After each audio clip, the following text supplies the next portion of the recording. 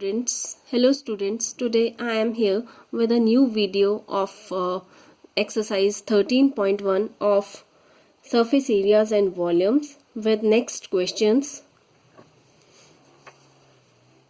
So here is the third question, which says a toy is in a form of a cone of radius 3.5 centimeter mounted on a hemisphere of radius of same radius. The total height of toy is 15.5 centimeter. Then find the total surface area of the toy. So here हमें क्या given है? हमें given है एक hemisphere जिसके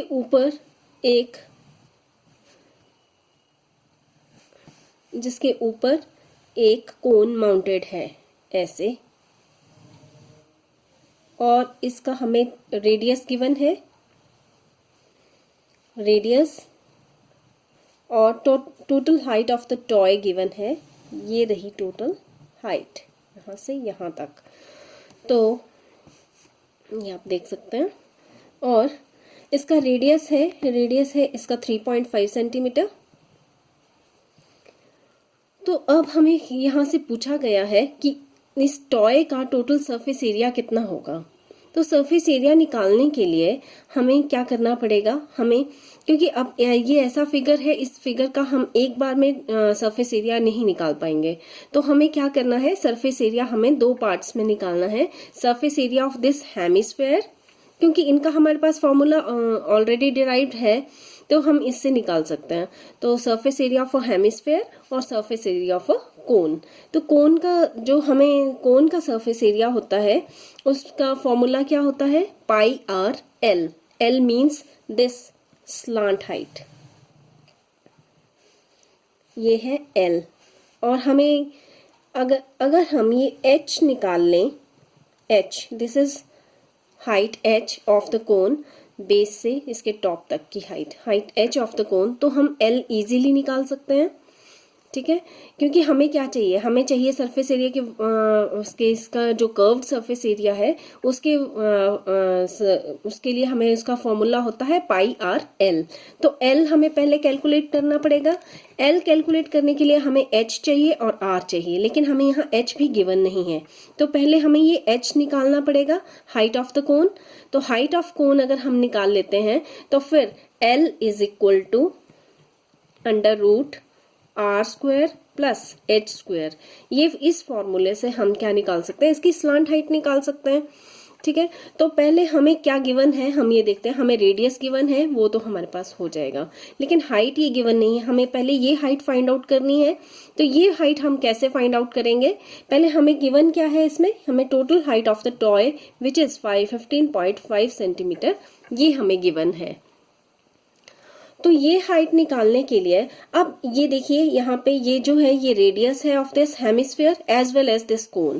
तो यही radius जो है, ये रेडियस हेमिस्फेयर का रेडियस है ये, और हेमिस्फेयर का ये वाला रेडियस ये भी सेम होगी इसकी लेंथ में. This is also 3.5 centimetre. Okay, तो हमें हमारी ये क्या हो गई, एक तरह से ये हाइट ऑफ दिस हेमिस्फेयर भी है. तो height of hemisphere plus height of जो कोन है वो हमें गिवन है कितनी, 15.5 सेंटीमीटर. हियर हमें गिवन है height of cone plus height of hemisphere, और ये कितनी है, ये हमें गिवन है 15.5 सेंटीमीटर. ठीक है, अब हमें निकालनी है हाइट ऑफ कोन. तो हाइट ऑफ कोन कैसे निकालेंगे हम, height of cone is equal to 15.5 centimetre minus height of hemisphere. ठीक है, तो अब 15.5 centimetres minus height of hemisphere, और वो कितनी है 3.5 सेंटीमीटर्स. तो इसको हमने माइनस कर लिया, तो हमारे पास कोन की हाइट आ गई. कोन की हाइट कितनी आ गई, 15 minus 15.5 minus 3.5 is equal to 12 centimetres. तो ये आ गई हमारे पास हाइट ऑफ कोन.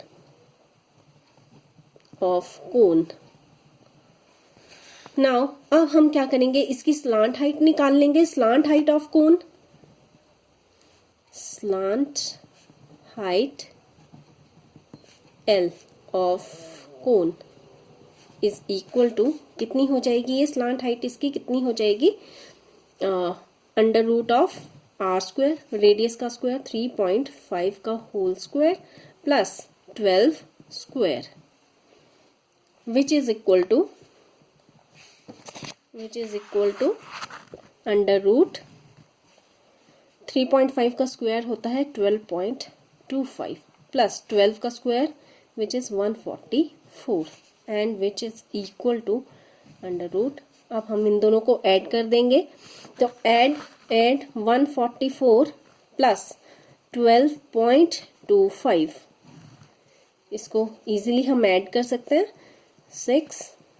156.25।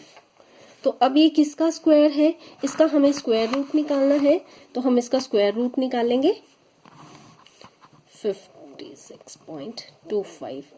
ये हमने पेयरिंग कर लिया, 1 1 1 2, अब 3 अगर हम 23 3 करते हैं तो वो क्या हो जाएगा, 23 3 69, तो वो 56 से ज़्यादा हो जाएगा, तो हम क्या करेंगे 22 2 करेंगे, और this is 12 and this is 44, और ये आ गया माइनस करके आपके पास आ गया 12, और अब हम डेसिमल के आगे यहाँ भी डेसिमल लगा लेंगे और नेक्स्ट पेयर उतार लेंगे 25, और 12 2 24।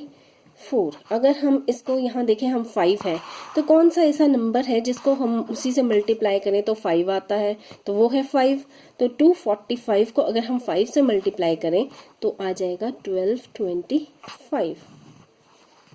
तो ये हमारे पास स्क्वायर रूट आ गया है 12.5, तो इसको हमने लिख लिया विच इज इक्वल टू 12.5, ठीक है, सेंटीमीटर्स। अब हमारे पास स्लांट हाइट आ गई है कोन की, तो हम इसका, अब इस कोन का आप कर्व्ड सरफेस एरिया निकाल सकते हैं। कर्व्ड L है हमारे पास, और curved surface area of cone का फॉर्मूला क्या होता है, curved surface area of cone, curved surface area of cone is equal to pi R L. Okay, so ये आ गया हमारे पास 22/7 into radius 3.5 into L, L is slant height which is 12.5। ठीक है, अभी हम इसको सॉल्व नहीं करते हैं क्योंकि जब हम ऐड करेंगे तो हम कॉमन लेके इसको इस कैलकुलेशन को इजी भी बना सकते हैं। ठीक है, तो और अब हमें दूसरा क्या निकालना है, इस जो हेमिस्फीयर है इसका कर्व्ड सरफेस एरिया निकालना है। तो curved surface area of hemisphere का फॉर्मूला हमारे पास अवेलेबल है, curved surface area of hemisphere, और विच इज इक्वल टू क्या होता है, curved surface area of hemisphere होता है 2 पाई आर स्क्वायर। तो वो है 2 इंटू 22/7 इंटू 3.5 स्क्वायर। ठीक है, अब अगर हम इन दोनों कर्व्ड सरफेस एरियाज को ऐड कर दें, कोन के कर्व्ड सरफेस एरिया को प्लस हेमिस्फीयर के कर्व्ड सरफेस एरिया को, तो हमारे पास क्या आ जाएगा, इस जो टॉय है इसका पूरा का पूरा कर्व्ड सरफेस एरिया हमें मिल जाएगा। Curved surface area of this cone plus curved surface area of this hemisphere is equal to the total curved surface of area of this toy. So हम क्या करेंगे, अब इन दोनों को हम ऐड कर देंगे। Total surface area of toy is equal to curved surface area of cone plus curved surface area of hemisphere।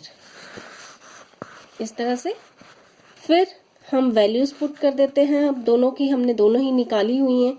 ये 22/7 इंटू 3.5, अब 35/10 भी लिख सकते हैं इसको हम। ओके, तो 35/10 इंटू 12.5 था तो 125/10 लिख सकते हैं हम, plus this is the curved surface area of cone, plus 2 into 22/7 into 35/10 into 35/10, क्योंकि 35 का स्क्वायर है, आप देख रहे हैं 3.5 का स्क्वायर है, तो इसको हमने इस तरह से लिख लिया 35/10 35/10। ओके, अब विच इज इक्वल टू, अब इसमें से ये देखिए ये पूरा है हमारे पास, इसमें से क्या कॉमन ले सकते हैं, 22/7 पाई हमारे पास दोनों में है और 35/10 ये भी हमारे पास दोनों में है, तो ये दोनों चीजें हम कॉमन ले सकते हैं, तो ये हम कॉमन ले लेते हैं 22/7 इंटू 35/10। तो हमारे पास बचा क्या अंदर, यहाँ पे बचा हमारे पास 125/10 प्लस यहाँ पे बचा हमारे पास एक 2 बचा और एक ये 35/10 बचा हमारे पास। ठीक है, तो 2 into 35/10 ये ले लिया हमने, तो विच इज इक्वल टू, इस तरह से अगर आप करेंगे तो कैलकुलेशन इजी हो जाएगी और आपका टाइम भी सेव होता है। 22/7 इंटू 35/10 इंटू ये हो जाएगा 125 plus 125/10 plus 70/10 which is equal to 22/7 into 35/10 into, और ये एलसीएम आ गया आपका 10, तो 125 plus 70 which is equal to